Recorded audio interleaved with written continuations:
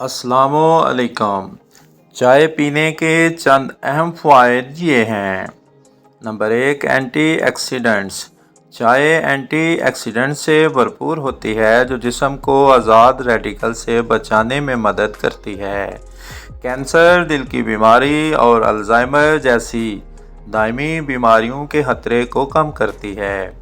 Number 2, दिल की सेहत। चाय का बाकायदा इस्तेमाल कोलेस्ट्रॉल की सतह, ब्लड प्रेशर और दिल की बीमारी का खतरा कम कर सकता है।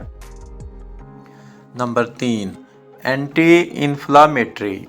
सोजश को रोकने वाली खसूसियात होती हैं जो सूजन को कम करने और गठिया, पट्ठों में दर्द और दीगर सोजश की अलामात को बेहतर करती है। नंबर 4, मदाफ़ती निज़ाम।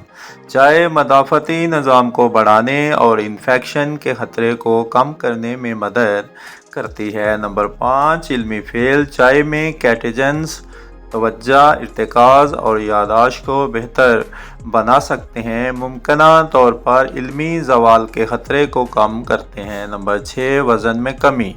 कुछ मतालियात से पता चलता है कि चाय पीना, ख़ास तौर पर सब्ज़ चाय, वज़न में कमी और मेटाबॉलिक सेहत को बेहतर बनाने में मददगार साबित हो सकती है। Number 7, anti cancer properties. चाय में कैंसर मुखालफ खसूसियात को दिखाया गया है, ख़ास तौर पर छाती, प्रोस्टेट और बड़ी आंत के कैंसर के ख़तरे को कम करने में। नंबर 8, हज़मी सेहत।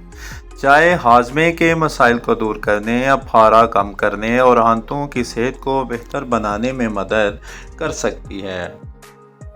नंबर 9, तनाव से निजात।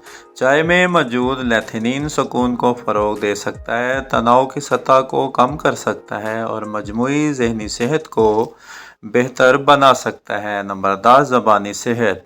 चाय में एंटी बैक्टीरियल खसूसियात हैं जो दांतों की खराबी, मसूड़ों की बीमारी और सांस की बदबू के ख़तरे को कम करने में मदद कर सकती हैं।